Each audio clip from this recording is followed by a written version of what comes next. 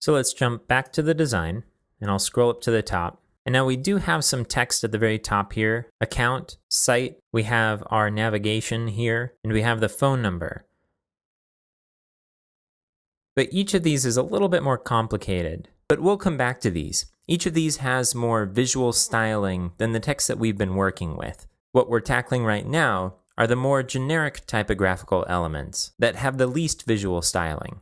So next, let's deal with this text that's underneath the heading. To me, this looks like a paragraph. So let's add a paragraph in our template in this component that we only have a title for right now. So let's start by creating an image that we can work against. So I'm actually going to copy the title and the paragraph because I'm interested in the paragraph as well as how it relates to the heading. That is the spacing between the two.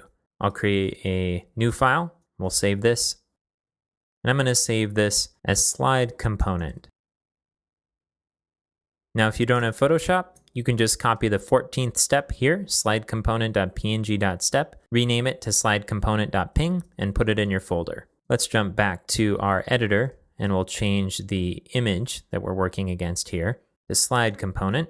And let's scroll down and pull up our slide to the very top underneath our image. Now I'm going to add a paragraph and copy the text from Photoshop. If you don't have Photoshop, you can just put in some dummy text. It doesn't matter too much. We just want something that will go on multiple lines. All right, so a question here is if we should add a class to our paragraph. Well, this is one of those times where it feels like a class would be overkill. If we're going for perfection, we might add a class. But if we think about the chances of adjusting this HTML right here, it seems unlikely. It's content, and it's not structured like a heading where headings could change. So we'll just leave it as a paragraph without a class. I'm also going to do a little typo correcting here. Okay, I'll save this and jump back to the browser and refresh. Let's give us a little bit more space here. You may notice some wacky characters.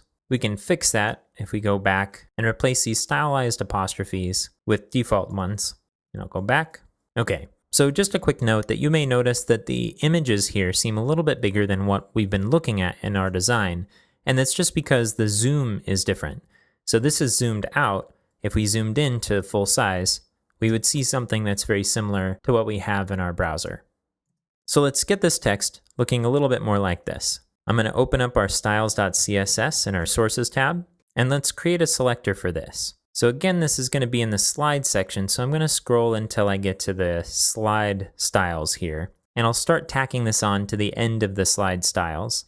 So this is going to be .slide, and then if we want to tackle paragraphs specifically, we can use a child selector and then P. But I'm also a little curious if maybe we want some of these styles to apply to any of the text in here. Like for example, if we have a list, wouldn't we want that text to be white and the same size as well? Well, we could go either way. But for now, let's err on being too specific rather than not specific enough. So let's set this, and we'll change the color first to white.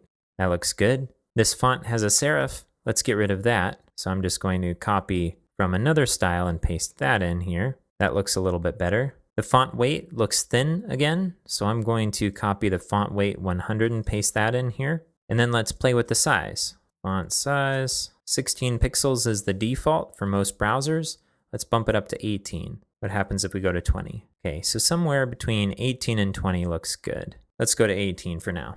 Okay, so we still see a pretty major difference, which is the spacing between lines in the paragraph. To tackle this, we're going to have to use a CSS property that we haven't used yet. So what would we call this? Well, in text editors like Word, it's usually line spacing. So let's do a quick search for that in Google, line spacing CSS. And we pull up the CSS line height property. Let's take a look at this and see if it's what we're looking for. I'm going to do the try it yourself to see an example. Okay, so this is a paragraph and it's standard line height. This is a smaller line height. This is a bigger line height. Okay, so that looks like what we're going for. In here, it's using percentages. It also says that the default line height in most browsers is about 110% to 120%. So let's go back to our example here, and let's add a line height of 150%. All right, so we can measure this by using a screen measuring tool.